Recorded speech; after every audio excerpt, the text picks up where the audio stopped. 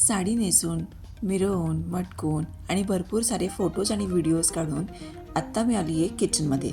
High girls, welcome to my Navratri fast special series episode number 2. मस्तपैकी पदर खुचून आता कामाला लागूयात, कारण ऑफकोर्स खायचं पण बघावं लागेल ना.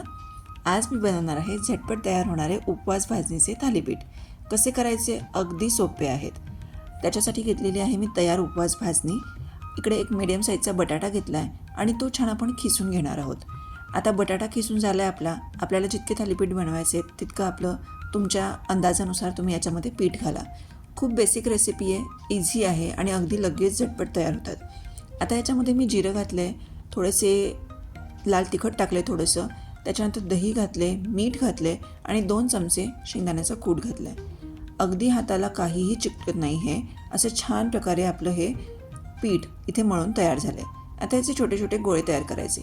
तव्यावरती तेल किंवा तूप सोडायचं आणि छान याचे धिरडे किंवा पराठे असे थापून घ्यायचे. हाताला पाणी लावायचं थोडंसं आणि थापून घ्यायचे पातळसर. आता बघा मी इथे थापले तर आपलं होईपर्यंतच शिजत आले एका बाजूने.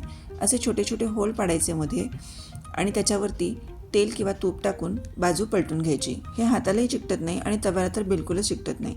आता बघा दोन्ही बाजूंना तेल किंवा तूप सोडून अलटीपलटी करून आपण हे छानपैकी खरपूस खमंग असं भाजून घेऊयात. मस्तपैकी गोल्डन कलर आला याला आणि खूप छान खुसखुशीत लागतात ही थालीपीठं. अगदी झटपट तयार होतात. सामान घरीच तयार असतं आपल्याला.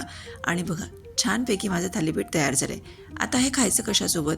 उपवासाचं लोणचं तर बाजारात मिळतं, पण मी घरच्या घरी बनणारी पटकन तयार होणारी अशी चटणी तुम्हाला सांगते.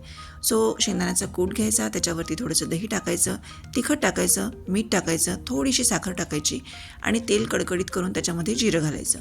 जिरं फुललं की त्याची फोडणी याच्यामध्ये टाकायची आणि छानपैकी मिसळून फेटून घ्यायचं आणि आपली झटपट तयार होणारी ही चटणी पण तयार आहे. गोल्डन कलरची ही खुसखुशीत थालीपीठं देखील तयार आहेत.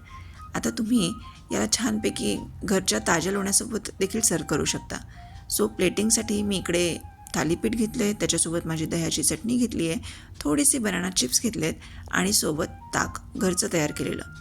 हा मस्त झटपट तयार होणारा बेत मी आज तयार केला होता माझ्या फराळासाठी. सो तुम्हाला ही रेसिपी कशी वाटली मला नक्की सांगा. सगळं काम झालं आणि आता फायनली फराळ करायला बसूयात. ऑफकोर्स कडकडून भूक तर लागलेलीच आहे. ही रेसिपी जरूर ट्राय करा या नवरात्रीच्या उपवासासाठी. आणि ही रेसिपी तुम्हाला कशी वाटली मला नक्की सांगा. भेटूयात पुढच्या रेसिपीसह नवीन व्लॉगमध्ये. बाय.